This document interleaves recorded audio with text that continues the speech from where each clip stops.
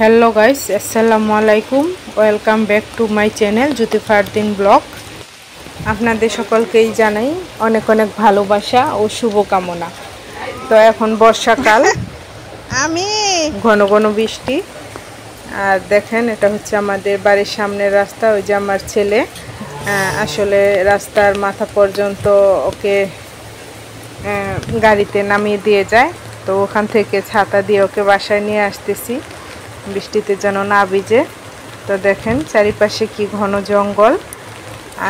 আসলে বর্ষাকালে নানান ধরনের গাছপালা জন্মে চারিপাশটা অনেক জঙ্গল হয়ে যায়। আর আরেক দিকে দেখেন, জঙ্গলের সাথে সাথে সবুজের সমারোহ, প্রাকৃতিক দৃশ্য সবসময় মনোমুগ্ধকর। তো এই রাস্তাটা এখনও কাঁচা, সোলিং হয় নাই, তো অনেক পিচ্ছিল, আস্তে আস্তে হাঁটতে হচ্ছে। তো আমাদের বাড়ির রাস্তাটা এটা আমাদের নিজস্ব, তাই এখনও ওইরকম করে সরকারিভাবে সোলিং করা হয় নাই। তো দেখেন, এটা হচ্ছে যে কাঁকরোল গাছ। আমাদের বাসায় প্রচুর কাঁকরোল গাছ জন্মে। এগুলো বর্ষাকাল আসলে বৃষ্টি পড়লে একাই হয়। তো এই গাছগুলোতে এখন কাঁকরোল ধরতেছে। আর এটা হচ্ছে হলুদ ক্ষেত, হলুদের গাছ, আদা গাছ, এগুলো সব আমাদের বাসায় আমরা লাগিয়ে থাকি। তো বৃষ্টিতে সব কিছু ভিজে সুন্দর একটা পরিবেশ তৈরি হয়েছে। তো আমি চলে এসেছি আমাদের বাড়িতে। দেখেন চারিপাশে শুধু পানি আর পানি, যদিও আমাদের এদিকে খুব একটা পানি স্থায়ী হয় না, কিছুক্ষণ পরে সব আবার শুকিয়ে যায়। বর্ষাকাল আসলে বাইরে বেরোনোটা আসলে মুশকিল হয়ে যায়। তো দেখেন আমাদের বাসায় মুরগিগুলোকে আমি বারান্দায় খেতে দিয়েছি, কারণ এগুলো বাইরে গেলেই নানান ধরনের বিপদ। মুরগির বাচ্চা বাইরে বা মুরগিগুলো বাইরে গেলেই দেখা যায় যে শিয়াল এসে আক্রমণ করে। ওই দেখেন, দূর থেকে নয়, আমি আমার বারান্দা থেকে এই ভিডিওটা করেছি। শিয়ালগুলো আমাদের মুরগির একদম কাছে, যে কোনো সময় ধরে নিয়ে যাবে। গ্রাম মানেই সুন্দর, গ্রাম মানেই ভালোবাসা। তো আজকে আমি রান্না করব কুমড়ো পাতা ভাজা। তো কুমড়ো পাতা ভাজার জন্য আমি আমাদের গাছ থেকে কয়েকটা কুমড়ো পাতা নিতে আসছি। তো দেখেন মাশাল্লাহ, কুমড়ো গাছে ছেয়ে গেছে আমার পুরো জাংলা। তো এই জায়গা থেকে আমি কয়েকটা কুমড়ো পাতা তুলে নিয়ে যাব। কুমড়ো জালে আসতেছে। এদিকে দেখেন পুঁই শাক, চিরচিঙ্গা সব কিছুই এই জায়গায় আছে। তো দেখেন আমি বেছে বেছে কয়েকটা কুমড়ো পাতা নিচ্ছি সুন্দর দেখে। এগুলো আজকে আমি ভাজা করব। আর এটা খেতে কিন্তু অনেক সুস্বাদু, গরম ভাতের সাথে খুবই ভালো লাগে। কুমড়ো পাতাগুলো আমি তুলে বাসায় নিয়ে আসছি। প্রথমে এগুলো আমি ভালো করে ধুয়ে পরিষ্কার করে নিব। যদিও বৃষ্টির দিন, খুব একটা ময়লা নেই, তার পরবর্তী পরিষ্কার করে ধুয়ে নেব। আর এটা ভাজা কিন্তু খেতে খুবই ভালো লাগে, এটা অনেকভাবেই খাওয়া যায়। তো আজকে আমি অন্য কোনোভাবে নয়, এটা আমি সরিষা বাটা, চাউলের গুঁড়ো আর মশলাপাতি দিয়ে এটা আমি ভেজে নেব। তো কুমড়ো পাতা সবগুলো দিয়ে এখন আমি ধুয়ে নিচ্ছি। আপনারা কীভাবে এই পাতা খেতে ভালোবাসেন অবশ্যই কমেন্ট বক্সে জানাবেন। আমরা গাজীপুরের মানুষ কিন্তু এই পাতাটা এরকম করে ভাজা খেতে খুব ভালোবাসি। কুমড়ো পাতাটা আমি ধুয়ে পরিষ্কার করে নিয়েছি। এখন এগুলো আমি একটু হালকা হাতে ডলে নরম করে নিব। এতে করে দেখা যায় যে পাতাগুলো অনেক সফট হয় আর এটা সুন্দর সিদ্ধ হয়ে আসে, খেতেও ভালো লাগে। তো দেখেন পাতাগুলো আমি পরিষ্কার করে হাত দিয়ে একটু ডলে নিয়েছি, যাতে পাতাগুলো মশলার সাথে সুন্দর মাখো মাখো হয়ে যায়। তো আপনারাও এরকম করে একটু ডলে নেবেন, দেখবেন সুন্দর ভালো লাগে। তো আমি সব কিছু রেডি করে নিয়েছি। তো এর মধ্যে আমি দিয়ে দিয়েছি সরিষা বাটা, হলুদ, মরিচ, ধনিয়া, আদা, রসুন, জিরা আর অল্প করে চাউলের গুঁড়ো। এগুলো দিয়ে আমি এখন সব কিছু মাখিয়ে নিচ্ছি। সাথে একটু পেঁয়াজ, কাঁচামরিচও কেটে দিয়েছি।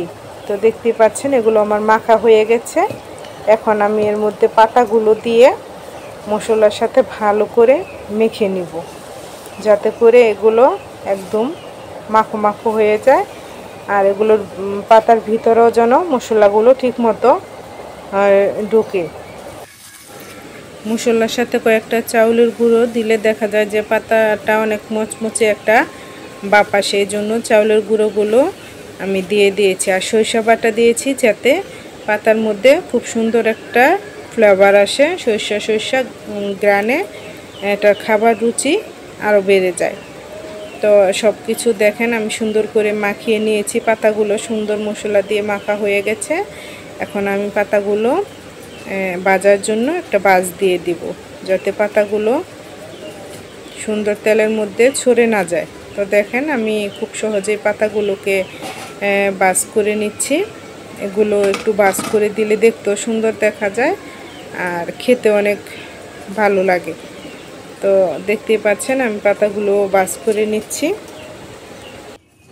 আপনারা তো কতজনে কত কিছুই রান্না করে খান, তবে আমি মনে করি যে এরকম করে পাতা ভাজা গরম ভাতের সাথে খেলে স্বাদ মুখে লেগে থাকবে। আর এটার মধ্যে একটু কাঁচামরিচ কেটে দিলে দেখা যায় ঝাল ঝাল, আর এটা খেতেও অনেক ভালো লাগে। যারা কিছুই খেতে চান না বা খেতে পারেন না, কোনো কিছুতে স্বাদ লাগে না, তারা এরকম করে কুমড়ো পাতা ভেজে খেয়ে দেখবেন, আপনার অবশ্যই ভালো লাগবে, মুখে রুচি চলে আসবে। তো এটা পুষ্টিগুণে ভরা, যেহেতু পাতা বলেন শাকসবজি বলেন গ্রামের মানুষ সব একদম পিওর টাটকাটা খায়। তো আমাদের বাড়িতে আমরা খাওয়ার জন্য কিছু শাকসবজি করি, যেটা আমাদের পরিবারের খুব একটা চাহিদা না মিটলেও দেখা যায় যে মোটামুটি আমরা টাটকা অনেক কিছুই খেতে পারি। আমরা যে শুধু কুমড়া গাছ লাগিয়েছি তা না, আমাদের বাড়িতে এই কুমড়ো গাছের সাথে চিচিঙ্গা গাছগুলো তো মাশাল্লাহ অনেক সুন্দর চিচিঙ্গা ধরেছে। পুঁই শাক, ধুন্দুল এগুলো সব আমাদের বাড়িতেই হয়। আমরা টাটকা অনেক কিছুই খেতে পারি, আসলে টাটকা জিনিসের স্বাদই আলাদা। আর এদিকে প্রচুর মাছ পাওয়া যায়, এখন বর্ষাকাল। গুঁড়ো মাছের সাথে গাছ থেকে তুলে যখন বেগুন এনে চচ্চড়ি করি তখন ওটার স্বাদ আরও দ্বিগুণ বেড়ে যায়। তো দেখেন আপনাদের সাথে কথা বলতে বলতে আমার পাতাগুলো ভাজ দেওয়া হয়ে গেছে। এখন আমি এগুলো তেলের মধ্যে ছেড়ে ভেজে নিব। আর এগুলো যেহেতু সরিষা বাটা দিচ্ছি, যখন এগুলো আপনি তেলের মধ্যে ভাজবেন তখন সরিষার গ্রানে পুরো বাড়ি ভরে যায়। এটা এক অন্যরকম ভালো লাগা, অন্যরকম স্বাদ।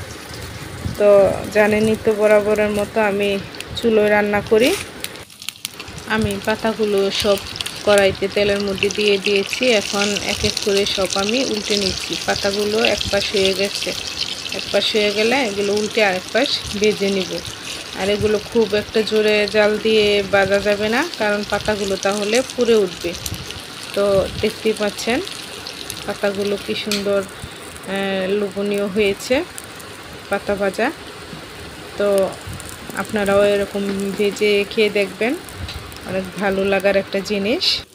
তো আবারও চলে আসব নতুন কোনো ব্লগ ভিডিও নিয়ে ইনশাল্লাহ। আল্লাহ হাফেজ।